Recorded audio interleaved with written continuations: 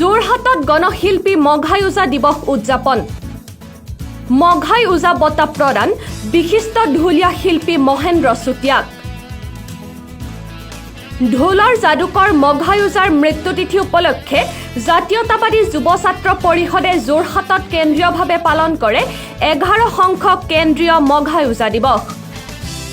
যোৰহাটৰ শ্ৰী শ্ৰী পীতাম্বৰ দেৱগোস্বামী প্ৰেক্ষাগৃহত অনুষ্ঠিত হোৱা এই কাৰ্যসূচীত সংগঠনটোৰ কেন্দ্ৰীয় সমিতিৰ সভাপতি ৰাণা প্ৰতাপ বৰুৱা সম্পাদক পলাশ চাংমাইৰ লগতে অন্যান্য বিষয়ববীয়াসকল উপস্থিত থাকে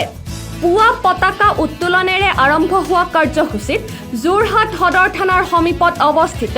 গণশিল্পীজনৰ প্ৰতিমূৰ্তিত মাল্যাৰ্পণ কৰে সংগঠনটোৰ সদস্যসকলে আনহাতে বাৰেৰহণীয়া সাংস্কৃতিক শোভাযাত্ৰা মুকলি কৰে জনপ্ৰিয় কণ্ঠশিল্পী মানস ৰবিনে এইবেলিৰ মঘাই ওজা বঁটা প্ৰদান কৰা হয় বিশিষ্ট ঢুলীয়া শিল্পী মহেন্দ্ৰ চুতীয়াক অসম জাতীয়তাবাদী যুৱ ছাত্ৰ পৰিষদৰ যোৰহাট জিলা সমিতিয়ে 2010 চনৰ পৰা মঘাই ওজা সমাধি ক্ষেত্ৰ নিৰ্মাণ আৰু তাৰ পৰৱৰ্তী পৰ্যায়ত মঘাই ওজা বঁটা প্ৰদান অনুষ্ঠান আৰু 2016 চনত এই যিভাগ প্ৰতিমূৰ্তি সেই প্ৰতিমূৰ্তি নিৰ্মাণ কৰি এই প্ৰতিমূৰ্তিৰ স্থলীত বা যোৰহাটৰ বিভিন্ন অঞ্চলত মঘাই ওজা দিৱস উদযাপন কৰি আহিছে এটা কথা হ'ল যে মঘাই ওজা আমি অসমৰ মানুহে বা আমি অসম জাতীয়তাবাদী যুৱ ছাত্ৰ পৰিষদে পৰিচয় কৰাই দিবলগীয়া বুলি কথা নাই বিশ্ববিখ্যাত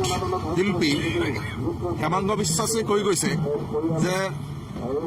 ফুল ফুলে নিজ গুণে মালিয়ে তাত পানী দিয়ে গতিকে লৈ পেলাই মঘাই ওজা নিজ গুণেৰে গৰিমামণ্ডিত আৰু মঘাই ওজা কেৱল মাত্ৰ এগৰাকী শিল্পীয়ে নহয় তেওঁ অসমীয়া সমাজ ব্যৱস্থাটোক সেই সময়ত প্ৰতিনিধিত্ব কৰিছে দৰিদ্ৰতা কি তাক কেনেধৰণে মোকাবিলা কৰিব লাগে বা আমাৰ যিসকল সেই সময়ৰ ৰাজনৈতিক নেতা সেই ৰাজনৈতিক নেতাসকলে কেনেধৰণে অসমীয়া সমাজখনক শোষণ কৰিছিলে সেই যিবিলাক বিষয় সেই বিষয়বিলাক তেওঁৰ মালিতাৰ জৰিয়তে অসমৰ সমাজ জীৱনলৈ এৰি থৈ গৈছে গতিকে লৈ পেলাই যে আজিৰ তাৰিখত মই ভাবোঁ এই মহান শিল্পীগৰাকীৰ যি আদৰ্শ মহান শিল্পীগৰাকীৰ অসমৰ সমাজ জীৱনৰ প্ৰতি যি অৱদান সেই অৱদান অতি অতুলনীয় আৰু অসমৰ নৱপ্ৰজন্মই মই ভাবোঁ যে মঘাই ওজাক হৃদয়ংগম কৰিব লাগে হৃদয়ৰ পৰা ভাল পাবলৈ শিকিব লাগে যেনেধৰণে অসমৰ সমাজ ব্যৱস্থাটোক সেই সময়ত প্ৰতিনিধিত্ব কৰিছিলে বুলি মই কৈছোঁ ঠিক তেনেধৰণে গোটেই বিশ্বত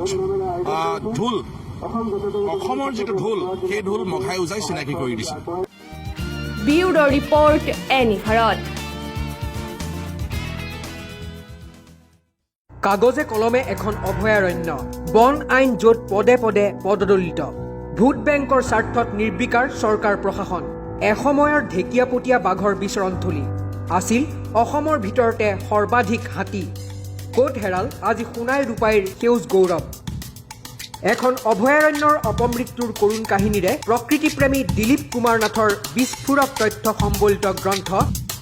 ইয়াতো আছিল এবুকু সেউজীয়া অচিৰেই প্ৰকাশৰ পথত